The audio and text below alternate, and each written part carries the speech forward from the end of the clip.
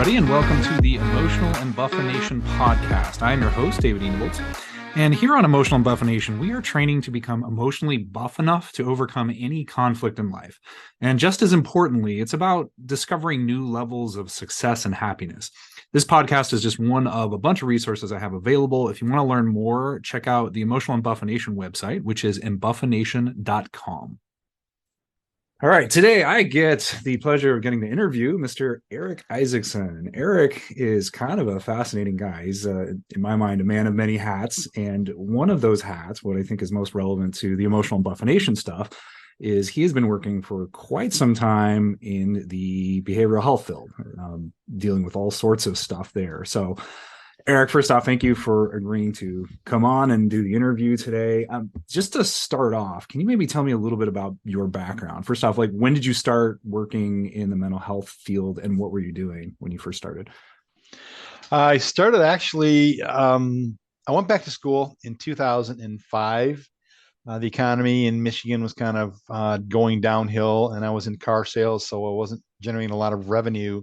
So I went back to school and I realized that I could study and get good grades. So I went to nursing school and I graduated with my RN in 2009, and I got my first job in 2009 at a behavioral health facility in Michigan. It was a lockdown unit. We had, I guess what's the term? Criminally insane people that were there. They were there as a result of their crimes, and they were deemed to be criminally insane. So it was a lockdown unit. We had security guards and whatnot.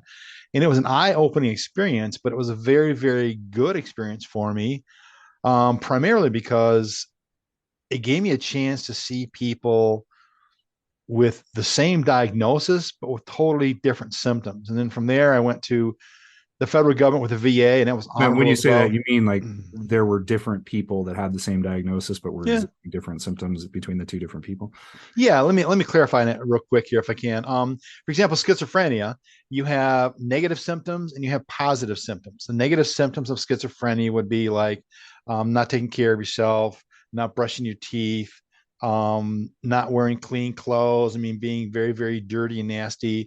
And then Sure, positive symptoms would be your auditory, visual hallucinations, tactile hallucinations, olfactory, like smelling hallucinations and whatnot. sure. And so you could have two people with the same diagnosis, schizophrenia, but they could each present with totally different symptoms. So I found that to be fascinating because when I went to nursing school, basically the medical model of nursing was if you have a heart attack, you do this, you have diabetes, you do this, you have kidney disease, you do this. But in behavioral health, I found is no such thing as the X marks the spot. It's very diverse, it's very eclectic in nature, and there's a lot of different medications that do different things with different people. So I Sure. found that to be very, very fascinating. And so So that's why I kind of like is went that what after it. kind of took you into behavioral health as opposed to something else? Because it's my understanding, correct me if this is wrong, when you're a nurse or you have nurse training, in essence, you have a lot of different options in front of you. You could go work in an ER, you could go work in the behavioral health field, or a bunch of other places. Um, is that statement correct? I guess It is very, very correct. Yeah. And is that what took you into this behavioral health direction as opposed to something else? yeah, our behavioral health rotation was actually at the same facility that I got my first job at. And I was blown away, man. I was like, holy crap. And we're talking about these people are dangerous people. We would oftentimes have 12 patients to a unit, but would have 12 staff members there because many of those patients were on what's called a one-to-one for either patient or staff safety. And I just found it to be absolutely fascinating. And so when I had a chance to work there after I graduated and after I got my license, I jumped at the chance, and it was really cool. And I've been So, doing and this was that. back in 2005, you said? 2009. I started school in 2000. 2005. Yeah, Oh, gotcha. 2009. Yeah, 2009. And I moved around different facilities, and I was kind of tired of Michigan. So in 2010, I took a travel nurse job to Arizona, which landed me here in Arizona. And Okay. I've been here ever since. And I've worked at a variety of different facilities because of my status as either a travel nurse or a registry nurse. Registry is like workforce. I work for a company, but they assign me to different facilities to do a variety of different jobs. Whether those jobs were outpatient, where I had a team of nurses to work with and a team of doctors to work with, and I had a patient load, 3, 4, 500 patients that I would have to see on a regular basis. And then, inpatient units where people are there for 1 to 2 weeks, for several months, or for many, many years, as the case with the Arizona State Hospital. I was stationed there as well. So it's actually been a really interesting career choice for me. Mhm. And I learned an awful lot about it, and I learned a lot of humility. And I have a lot of good experiences with that. A lot of my patients, I could relate to them. Like I mentioned to you, I was in car sales, and prior to becoming a nurse, I was in sales for 23 years. Wow. And in order to be successful in sales, you have to be able to relate to people. I'm Sure. not a high pressure kind of a guy. I just relate to people. And it was really cool. I could actually get my patients to laugh and joke around with me and want to be with me. And in the medical field, you can't really do that so much because you don't have enough time to spend with them. You're going from call button to call button to call button to call button, and they're in so much pain physically and in a lot of anguish that it didn't really work. So behavioral health, I thought, was a pretty good avenue for me to use my personality and my personal listening skills and whatnot. So you started your training in 2005. You Mm-hmm. actually started in the field in about 2009. And Yes. then, are you still working in the behavioral health field as a nurse? Or No, I'm not. I actually ended up leaving a company. My most recent position was a staff nurse at a behavioral health crisis unit, which is a behavioral health emergency room. And it was a very, very, very stressful experience. As a matter of fact, the last 3 years of my behavioral health nursing career were extremely stressful for a variety of different reasons, but the most having to do with the increasing of the acuity. Acuity is like how difficult the particular patient's condition is, sure. and the acuity is going through the roof. And this happened actually since the open border crisis happened a couple of years ago, and now we're having patients coming in, or I'm no longer doing that now, which is nice, but coming in strung out on a variety of different drugs, particularly fentanyl, was just, they're coming in almost in a comatose type of a state. And they didn't really need to be in a behavioral health facility, but the behavioral health facility I was at was open door policy. So they would let anybody in for any reason, whether it was behavioral health or drug induced or alcohol induced or whatever. So the acuity was really, really, really tough, really tough.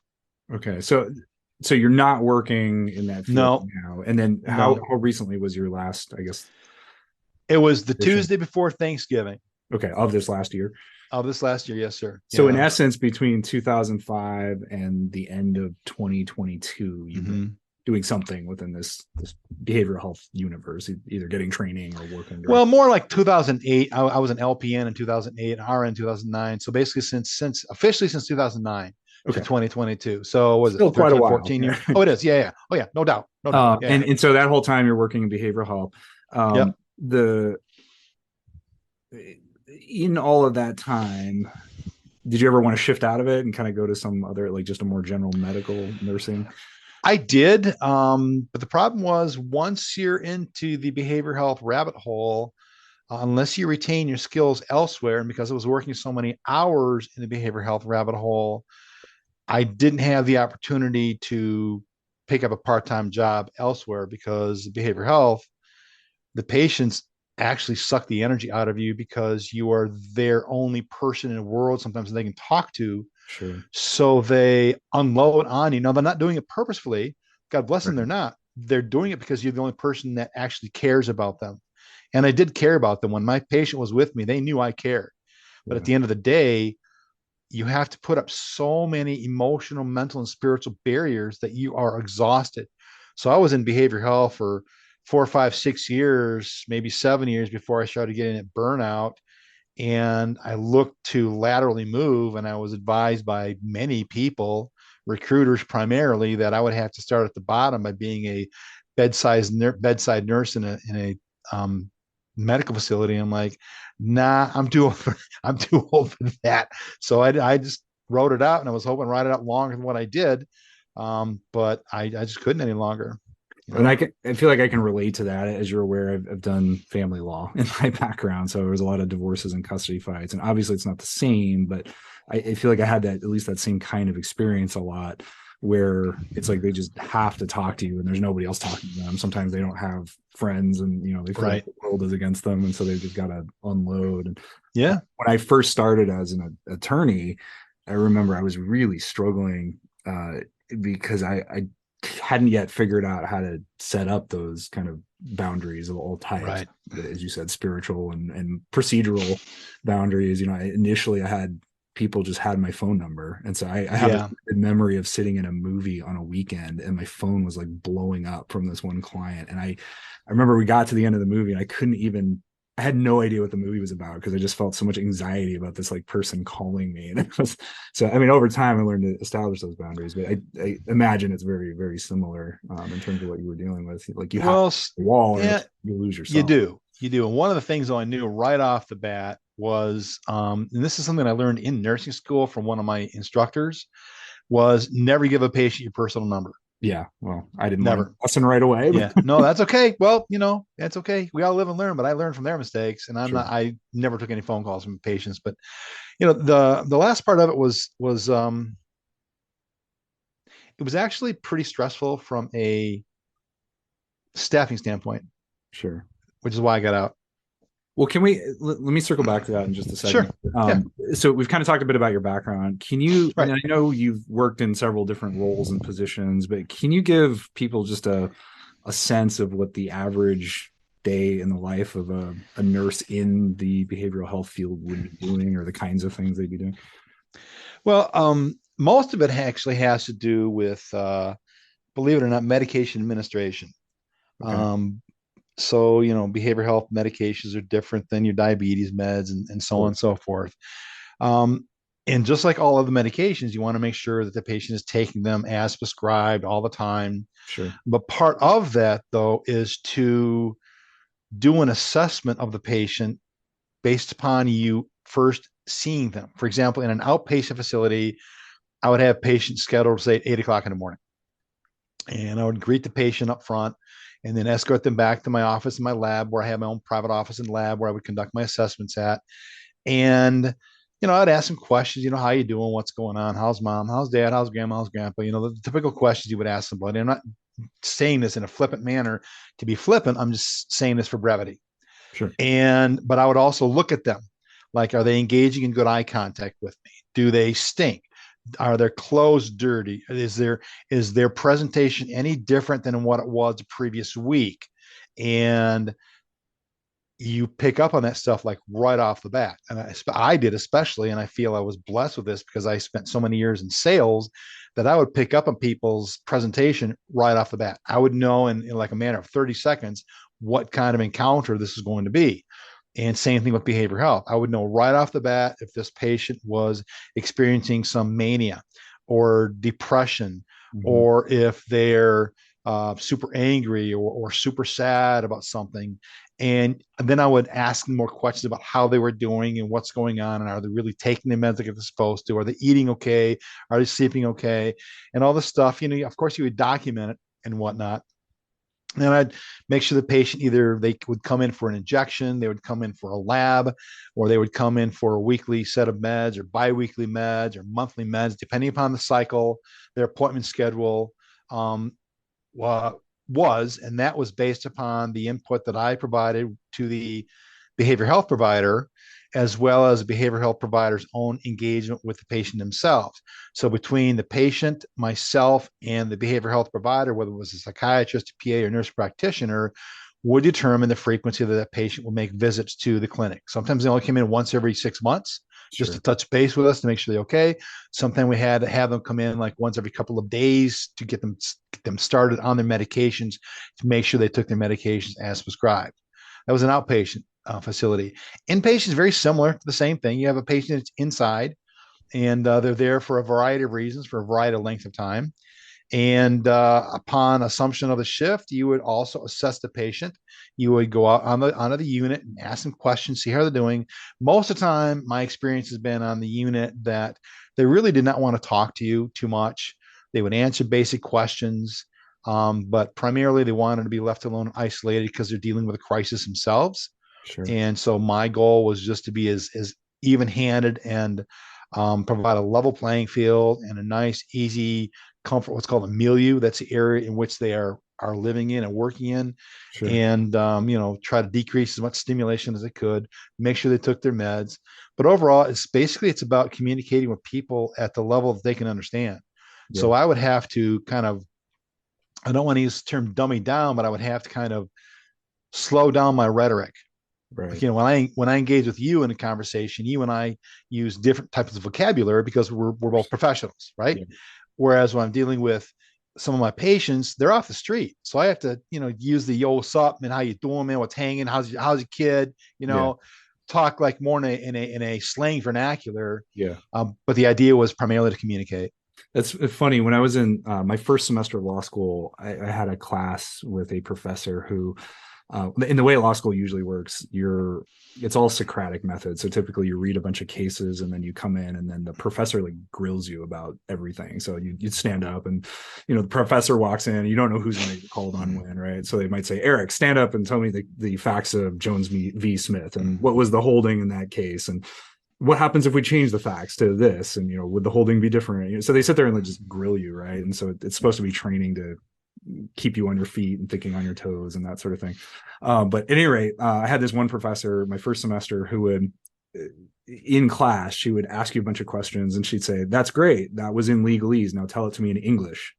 Or she'd say, oh, that's great, There that you was go. in English, Yeah. can you tell it to me in legalese? And she had this Yep. theme that you as an attorney are a translator between the court where they're speaking this legalese stuff and the client who has no idea what any of this legalese stuff means. And that really stuck with me. And it sounds very much like what you're describing there. You're kind of the translator between the mental health professionals and the client, the patient, Yep, exactly. Yep, Very exactly. similar. Yeah, it is exactly right. I mean, because medical terminology is so weird. It's like, I'm sure it's like legalese. It's just, Yeah. so yeah, you have to, I had to, translate and speak in a common tongue, if you will. Yeah, that resonates with me.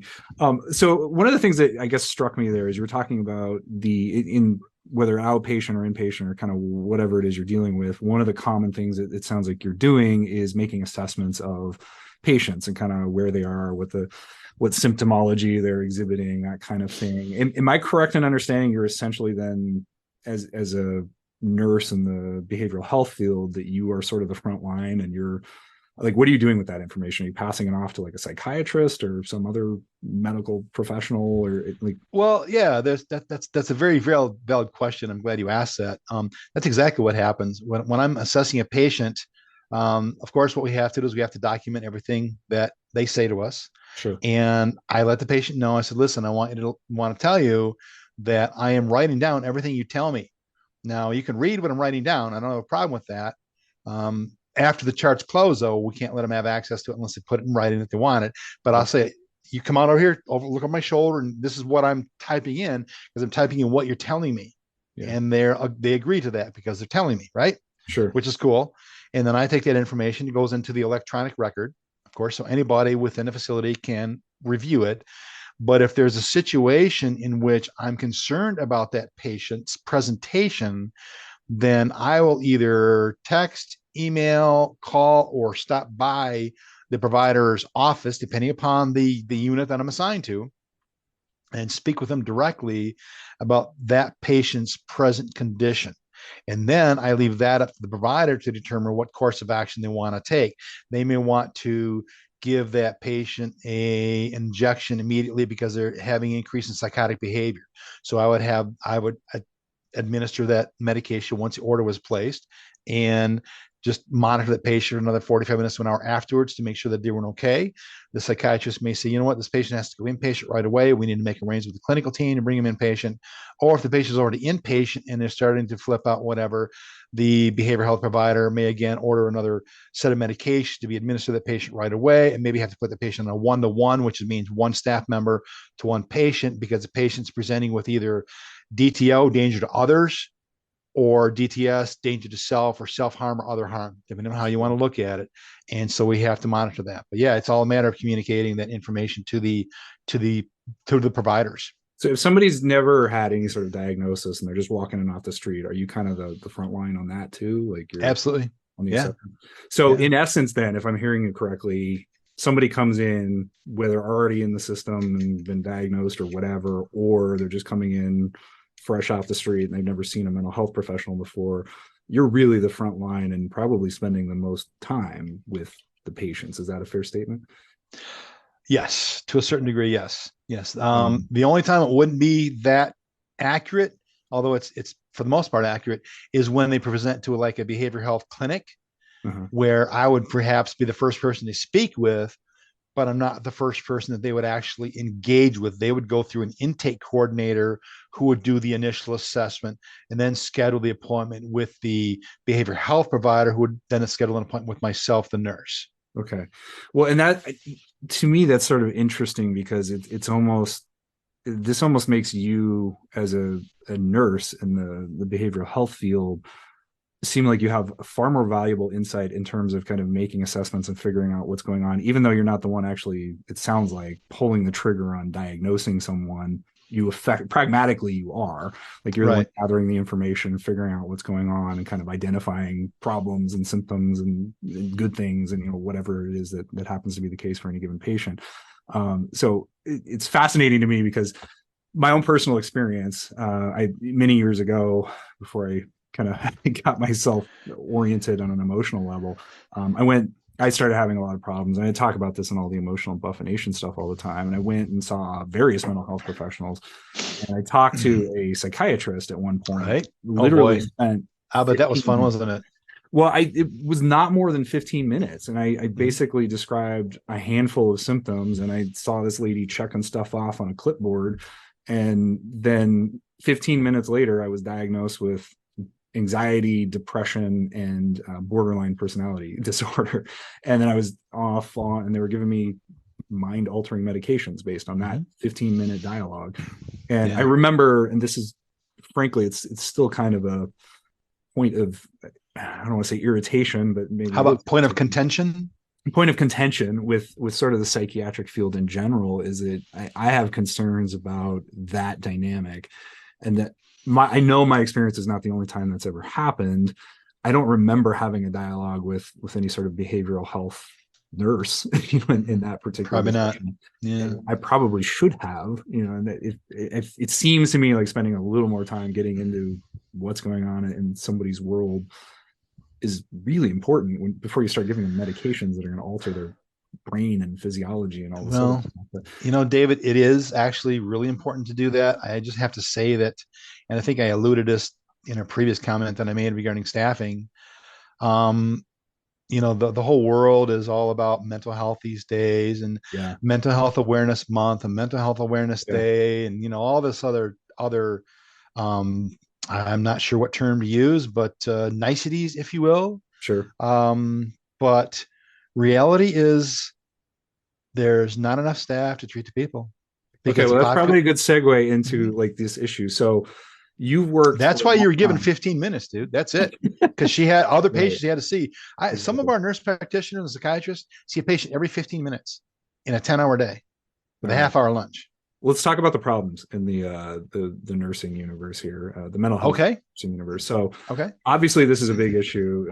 Tell me a little bit about that problem, in terms of staffing. Would you say that that's one of the biggest problems, or the biggest problem within the, I guess, mental health profession, especially in the nursing universe?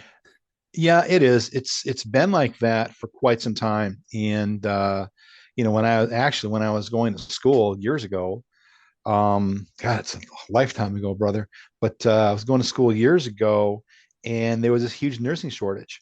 And Sure. now it's even worse. It's even more critical, and the mental health patient population has grown exponentially.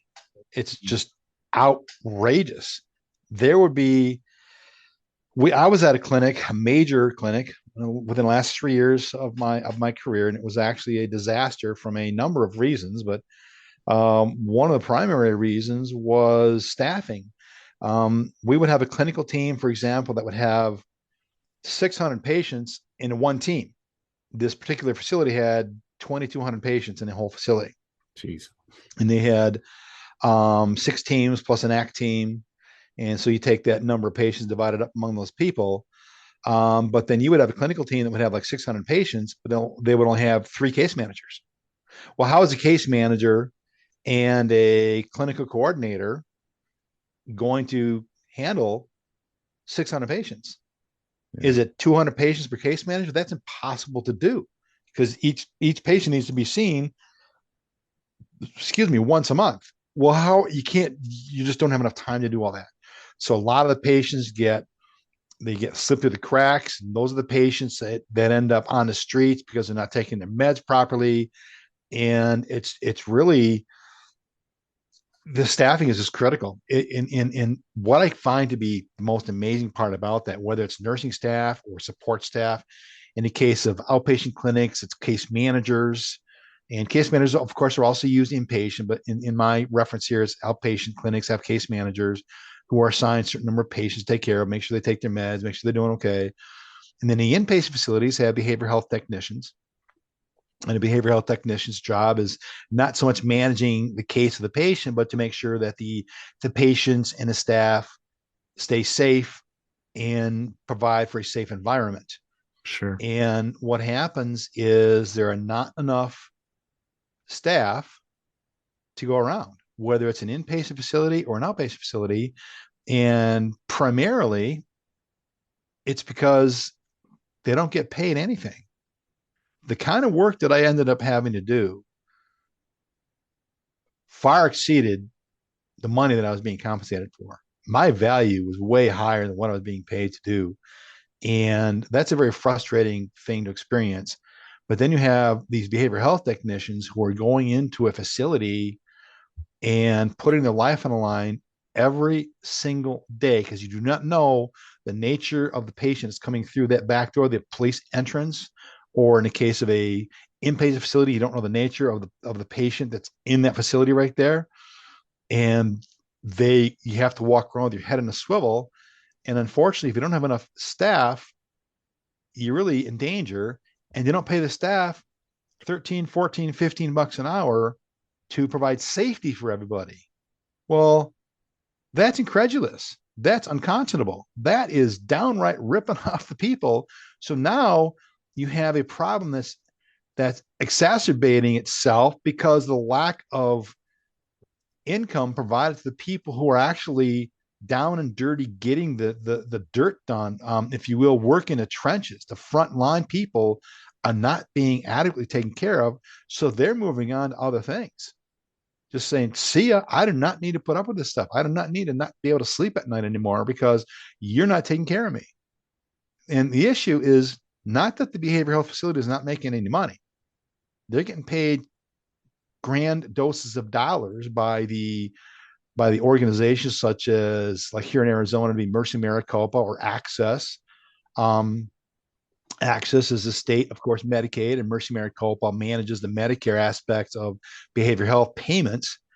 These facilities are being paid big money Sure. to properly take care of and treat these patients, but they're not paying the workers who are on the front lines adequate enough sums to keep them. And do you I feel like mean, this problem is universal? Like it's in all the different.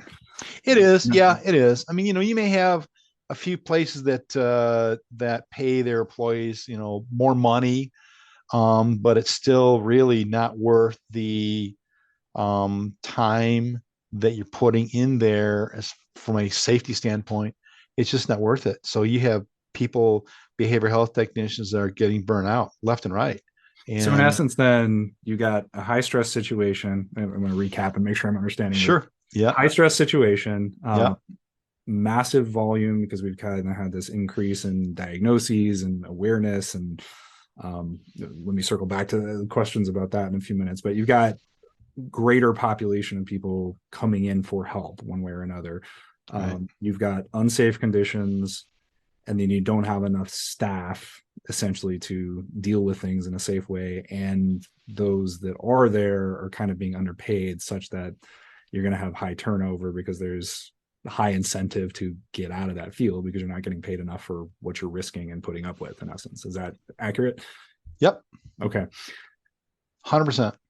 What do you think the remedy is there then? Just allocate more money to frontline workers, or? Sure. Okay. That's it. Pay them. Pay us what we're worth. Yeah. We're the people that have taken it. We are in military terms, we are the tip of the spear.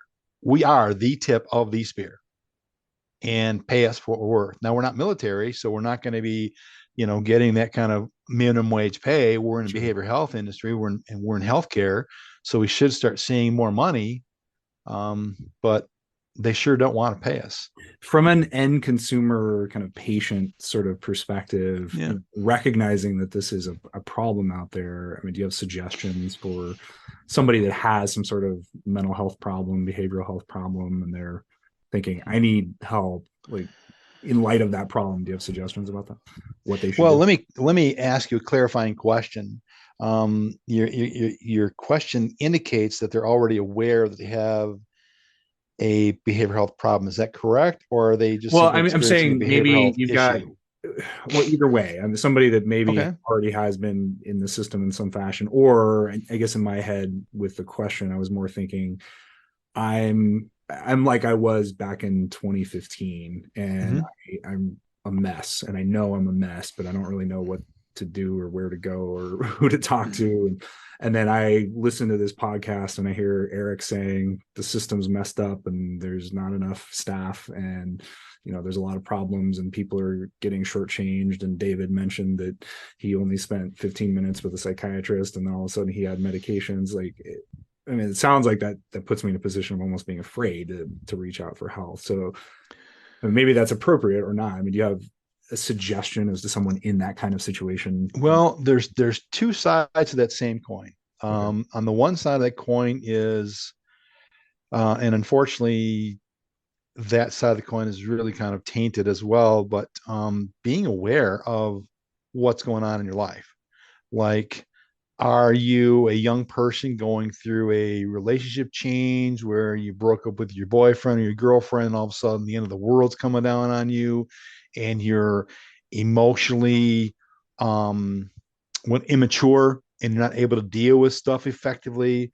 So then what do? Do you reach out to drugs, or do you come to a crisis unit, or do you talk to your PCP? Well, chances are they're not going to talk to the PCP. They're not going to talk to the patient, their parents. Okay. Yeah. And so they end up making choices that aren't suitable. They're impulsive choices. Now, that's one side of it.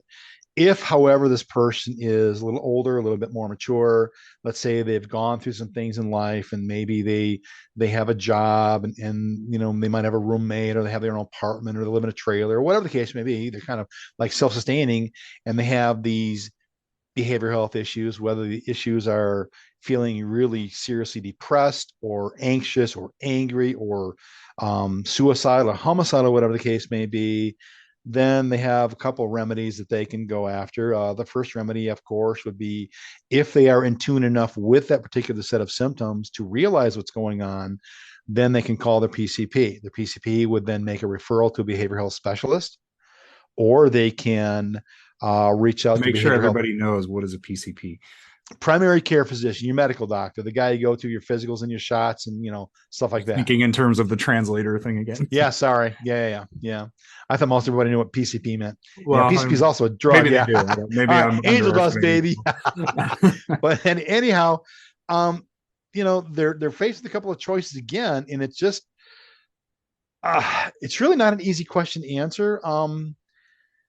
Because you have all the especially on Mental Health Awareness Month. I think that just ended or something like that, which was, I think it's crack of shit. But anyhow, well, it's all these platitudes and, oh, we're gonna do this, we're gonna do that. No, you're not. because you don't have enough staff. Yeah. So the people call the suicide hotline, and if they call the suicide hotline, but they're not suicidal, then they can maybe get some help. But if they call the suicide hotline and they say, man, I feel so sad. Yeah, I feel like I'm going to kill myself. Boom, game changer. Now that's particular suicide hotline, because those calls are recorded, they are under a law to protect the patient at all costs. So then that suicide hotline person has to reach out to either the police department, depending on the jurisdiction, or they reach out to a crisis unit, a mobile crisis unit, which would be dispatched to that patient's home. And based upon the engagement with a crisis unit and the patient at the patient's home, we determine what direction that particular case goes in. On the other side of the coin, if a patient has been diagnosed and been in the system for a while, they kind of know the ropes. They kind of know what's going on, but oftentimes they are not following their medication regimen as prescribed, and they self-medicate with meth, with pot, with fentanyl, with heroin, with coke, with all that stuff, because they're dealing with the demons inside of their brain, and they're not taking the meds like they do. And oftentimes, like with medical medications, the patient is, let's say, for example, they're depressed and they're prescribed Prozac or Wellbutrin or any of the number of antidepressants. There's a variety of different classes. Let's say that they're prescribed a antidepressant. Well, they start taking that medication, and 3 to 4, 5, 6 months later, they feel great. They quit taking the med. Well, now they spiral out of control. Right. And they come into the clinic or in the inpatient facility and say, why'd you stop taking your med? Well, because I was feeling good. Right. Well, the reason you were feeling good is because you were taking a med. Right. And it's hard for a lot of people to understand, even with medical people. You have people who have hypertension, and now they're prescribed hypertension meds. Well, the hypertension goes away. So like, hey, I'm healed. I'm cured. I don't have to take hypertension meds anymore. And then next thing you know, they have a hypertensive crisis, end up in the ER, and put on some nitroglycerin drip or something like that to bring their blood pressure way down. I mean, it's a lack of awareness, which is ignorance, which is a shame. But there's so much going on out there. I mean, we have sensory overload right now. Did you know that the average attention span, and I know this from my YouTube channel, is 3 to 5 seconds long before they're off to something else? Did you know that? I've 3 heard to that 5 before. It's true. Crap, man. Look, I tell you what, I'm gonna ask you to do this. Okay. Next time you watch a TV show or a movie, doesn't matter what it is, count how many times the scene cuts. Count how many seconds it is between the scene cuts. It's 3 to 5 seconds. Yeah. And you'd be like, dang. And that's science. It's scientifically based. So, I mean, and I actually heard there was some data indicating that it was changing, like the attention span actually reduced over time. Like it has. I remember back in the day when I was watching TV and I was my parents' remote control. My dad would be like, change the channel to this, son. I'd get up and change. I'd be the remote. I'd get up and change the channel on the manual TV. And there would be a TV show, be 30 minutes long. There would be 15 minutes of TV, 2 minutes commercials, and 15 minutes more of TV. But the entire 15 minutes, we're actually watching that TV show.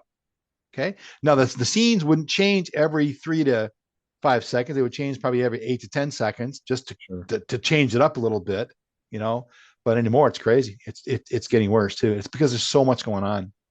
Well, let me circle back to something you mentioned a few minutes ago. So you were talking about kind of the exponential growth in terms of awareness of behavioral health and mental health problems and all of that.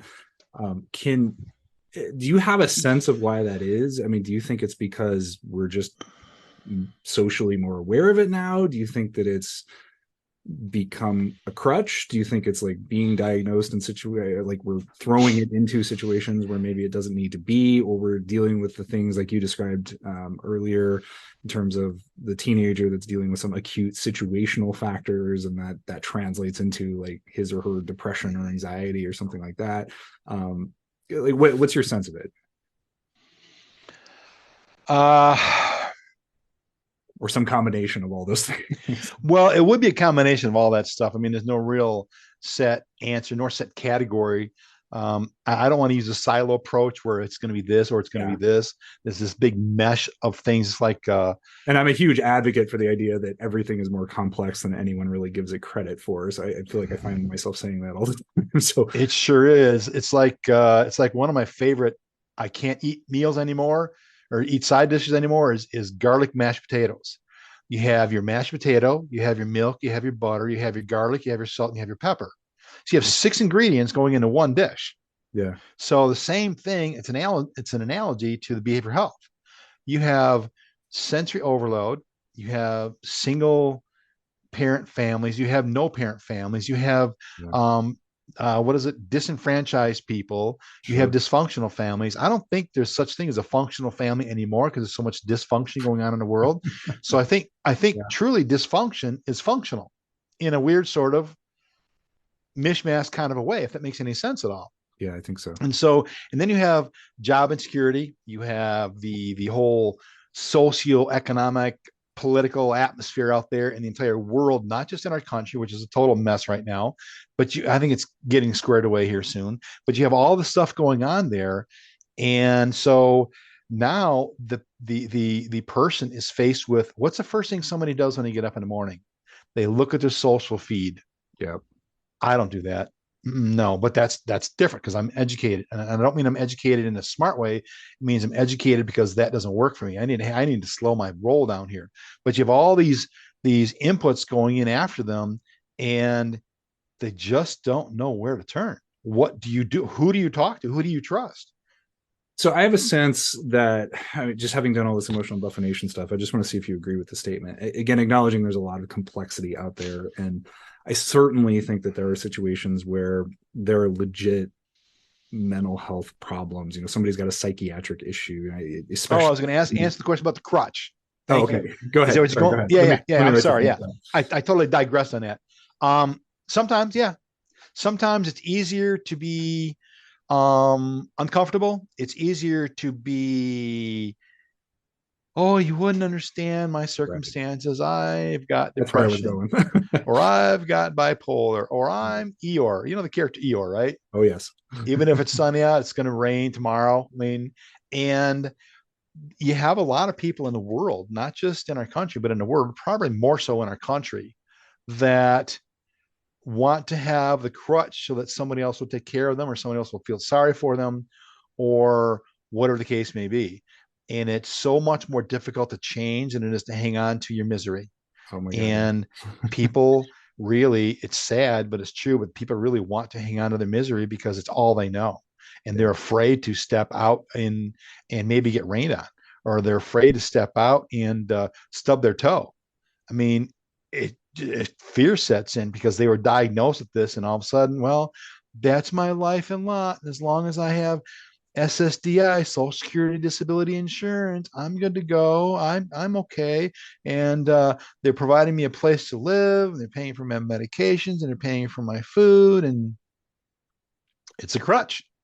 And that's exactly where my head goes to. Yeah. I, Sometimes my it is. perspective, Not always. and I agree, and I feel like there's a balancing act between these two extremes because on the one hand, I think a lot of people get really pulled into the labels, and my concern is like from a social perspective, I think we've gone too far into kind of acceptance and acknowledgement and awareness almost of the labels because those labels in situations, especially when things might be wrong, but it's all because of habits or situational factors. If you get that label, now all of a sudden there's a lot of incentive to remain stuck and being a victim. And Well, let me address that here for a second. You mentioned something. I thought you were going to go down this pathway with it. Um, it's somebody else's fault. yeah, It's exactly. not your own fault.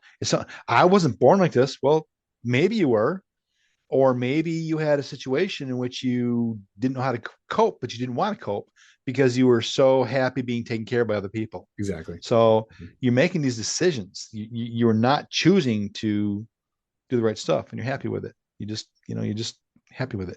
Well, and I think, and I don't mean this as something that's accusatory because I don't think most people are really conscious of it when they're in that situation, and especially when you get that label. Like when I had my experience with a psychiatrist, I had spent pretty much, well, I had spent my entire adult life kind of cycling in and out of extremely depressive states.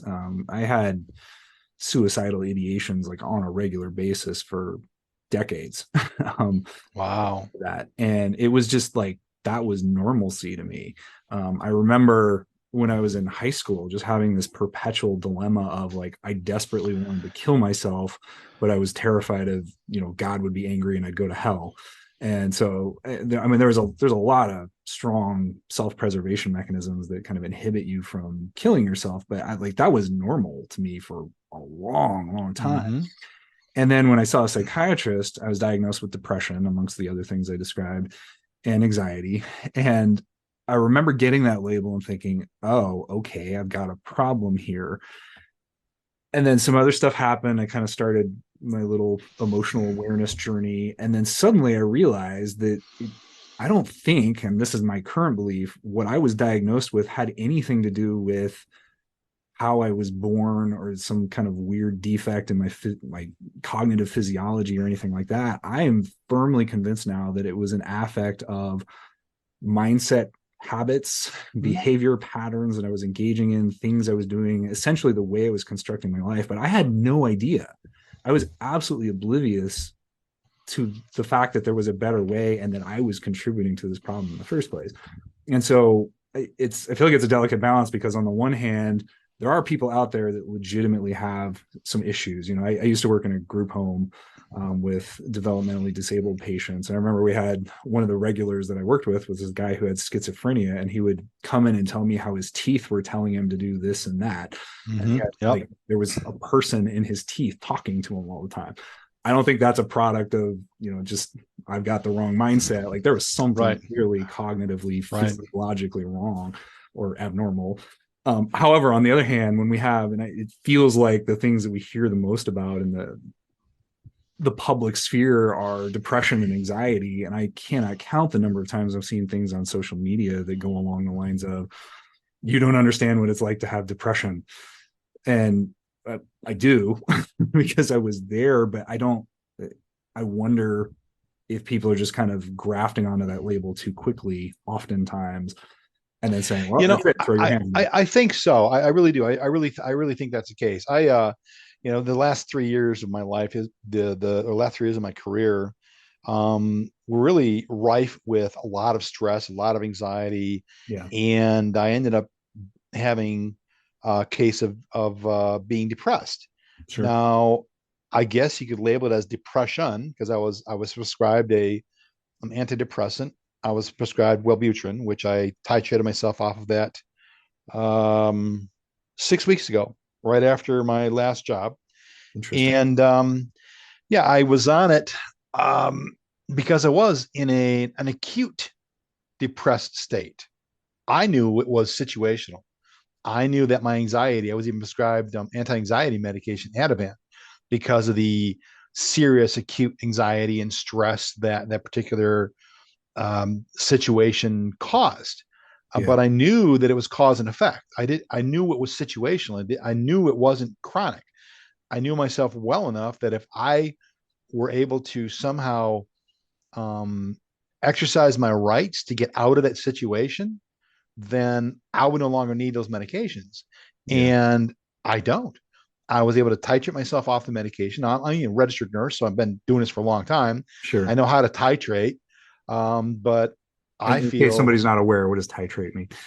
Titrate means to slowly decrease up or decrease down the particular dose, and you need to do this under doctor's supervision. So wean yourself off of the medication with the doctor's approval. Right. Okay. I told my doctor, I did tell my doctor, listen, I'm no longer feeling these symptoms. I'm going to wean myself off of Wellbutrin. He's like, no sweat. You need to go back on it. Just give me a call. We'll hook you up. Now he knows that I've been a behavioral health nurse for longer than he's been a provider. Sure. So he knows that I know my stuff. Well, he knows that I know my stuff, but I have to throw that out there to the listeners. Right. Get your provider's approval first. Okay. And I did. And I tell you what, man, I feel wonderful. Now I'm not sleeping like I used to sleep, but I'll tell you why. Because I'm freaking excited about my future. I'm no longer in behavioral health. I'm no longer stuck in that rabbit hole, my friend. Well, let me circle back to that in 1 second. Yeah. I want to hit up what you're doing now. Yeah, of course. Maybe just to kind of wrap up. Yeah. this is probably a good kind of bring it all together moment All here. right. So, I guess, The dovetail, right? yeah, let me recap really quick. So, Okay. you worked in behavioral health for a very long time. I did. All in the kind of nursing area, which is really the front lines. That's where we're really seeing the action happening, which in Yeah. many ways to me makes you a more valuable resource than like a lot of psychiatrists, especially when I put it in light of people who are just kind of cycling in and out for 15 Yeah, thanks. I think so too, actually. so that gives you huge insight into what's going on. Huge staffing shortages. Clearly, allocation of money is a problem on sort of a global level, at least in this country. I don't know if we're talking global, like literal global, or I meant just more in a universal what sense. Staffing shortages are a problem. If someone actually needs to get help, though, say they're just a mess right now and they don't know what's going on, where you think they should go talk to a primary care physician? Like, what's the best avenue? Make sure I'm clear on that. Yeah, that would be probably the first choice. A lot of people don't know about this other option, and it's a shame that they don't know about it. But most people who have commercial health insurance have what's called an EAP program, which is an employee assistance program. It's EAP, and it's a free program for behavioral health purposes.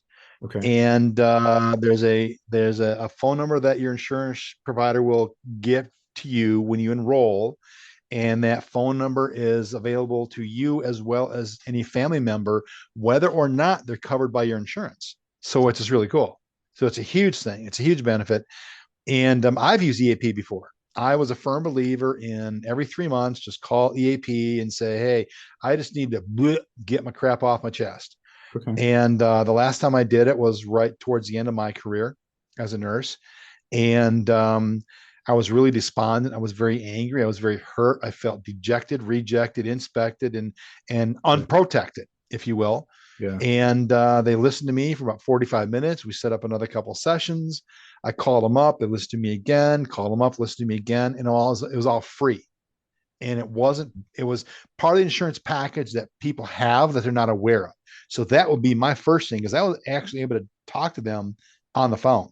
And I is didn't the have to. EIP, is that like an Arizona specific thing? Is that a I US don't thing? know if it's Arizona specifically. I know it's available. I mean, I've used it only since I've been out here, so I don't know the answer to that question. I think it's pretty much universal, All right. because my insurance company and my wife's insurance company were both United Healthcare, and I wasn't part of her plan because I had my own plan and I used my own EAP benefits.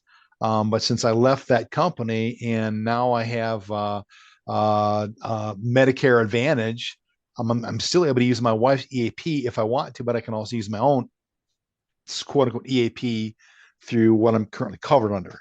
That'd be my best bet, but people don't know about that. So the second choice would be contact your primary care doctor. A lot of people don't have a primary care doctor, right? So they're uninsured, right? Or underinsured. So then they would have to kind of go to a crisis facility and just hope for the best. Okay. And Always be honest. Always somewhere be in the honest. list, we should also have making sure you're up to date on all the emotional and buffination materials, correct? Absolutely. No doubt about it. Download all your books, get all Yes. your books slide up, Get all all the that books, make stuff, sure you're up to date. Yeah. Yeah. Don't forget to get to journal too. Okay. Yeah. So you're not nursing anymore. Tell me a little bit about what you're doing right now that's Well, preventing you from sleeping and keeping you up. oh my God. It's so exciting, man. I'll tell you. Well, when I was as a nurse, I opened up a YouTube channel just because I thought it was something interesting to do.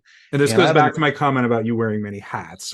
yeah, well, I do wear many hats, that's for sure. But I opened up a YouTube channel, and it was regarding cars. And I've been videoing cars, and I would consider myself a professional automotive videographer Okay. because I do a great job with videoing cars, and I get to go to really cool events such as Barrett Jackson auctions, Mecum auctions, SEMA, which is the Special Equipment Manufacturers Association, largest trade show in the world in Las Vegas. I do local and regional shows. I've traveled as far away as Michigan and far down as Florida to cover shows and to get a look at collectors' cars. I have this one client who has a collection of over 200 cars that he owns personally. and several of his cars are worth in excess of $3 or $4 million each. And the guy's just an average guy. He just made a whole buttload of money. So I did that. And since I've been and while I was working the last, oh gosh, I was working midnight shifts, 12 hours a week, sometimes 12 hours a week. When you work midnights, basically you're screwed the day before and the day after because you're trying to correct your circadian rhythm. So in essence, I was unable to really manage my channel effectively for the last 3 years. But we did one video per week religiously, and it was growing. It was growing slowly, but it was growing. And then since I've been doing this full time, I took the first month off of work from until just after Christmas. And basically, I actually worked a lot in December on this channel, but we're going in a new direction now, and I'm actually thrilled to death. Matter of fact, I spent probably an hour and a half on the phone today with my video editor, redoing my channel. If you go to my channel, you're going to see a totally new channel. And what is the channel? What's the channel? Muscle Cars with Eric. Okay, Muscle Cars with Eric. Yeah, yeah, and it's all about muscle cars. And I have some of the coolest. I have a muscle car there owned by Don Petty, which is Richard Petty's cousin, and it's a 1969 Plymouth Roadrunner convertible in gold mist. It's only one of three left in the whole world. And I had a chance to ride in it. And Don, actually, we were taking off one day from the video shoot. He's like, "Hang on." I'm like, "Okay." And he started smoking the tires. Like, dude, that's the way to go. It was so cool, David. It was neat. So that's what I'm excited about. I'm excited about taking the experiences I had as a registered nurse and kind of doing a segue into more passion, more dedication, a lot more humility than I had when I first became a nurse. Sure. I was an arrogant sales guy. I was a nice guy, but I was pretty arrogant. And now I would consider myself pretty humble, because being beat up, but also being involved in reaching out to people who have behavioral health diagnosis, they need you to be real with them. And I learned an awful lot about that. So I'm very thankful for that experience. It was really difficult at times, especially the last 3 years sucked, and the last 6 months was horrible. Sure. But now I'm on to bigger and better things, and I get to hang out with cool cats like yourself. Well, I appreciate that. Yeah, you're welcome. So if they want to find out, if anybody wants to find out more about that, they just go to YouTube and look up your channel there, or no, just Google Muscle Cars with Eric. Boom, it pops right up. All right, just Google it. Muscle Cars with Eric, brother. Muscle Cars with Eric. Check it out. All right. Yeah. Last question I'm going to hit you up with here. Sure. I'm asking everybody this. So your life insight. So if you could offer one piece of advice to people about just developing emotional health or strength, or how to be as optimized and happy as you can be, what would that piece of advice be? Be honest with yourself. That's it. Be honest with who you are. Be real with you. The real deal. Be real. If you feel like crap, recognize it. If you feel like you're on fire, recognize it. If you know at the end of the day that you did not do your best, then start over tomorrow and do your best. And just be real. Just totally be real. I mean, you know me, you've known me for a number of years now. And you know, what you hear, what you see is what you get. I'm like this in public. I'm like this with my patients. Doesn't matter. Just be real. Be real, David. All right. I like it. All right. I think that's good advice. Thanks. Well, Eric, thank you very much for your time today. I appreciate you being on the show. I appreciate you doing the interview and all your insights with respect to quite a career in the behavioral health field. And I guess we can wrap it up there. So any words of parting wisdom? Drive like you stole it, brother. Okay. All right. And that's kind of your channel motto, right? It is. Yeah. Drive it like you stole it. Yep. Yeah. Kind of like. Well, thank you, sir. I appreciate it. You're welcome. My pleasure. So that brings us to the end of today's show. I hope you found all of this useful and interesting, and that you can take away something, some little nugget that's going to help make your life just a little bit better. Remember, keep becoming more emotionally buffed. This is a process. It's not just something you do one time. You don't just read a book or take a course or something and then you're good forever. You keep working on it all the time. At the end of the day, we want you to be emotionally strong enough to go from saying the struggle is real to saying what struggle. Thanks for listening. I hope you have a great week, and I'll see you on the next show.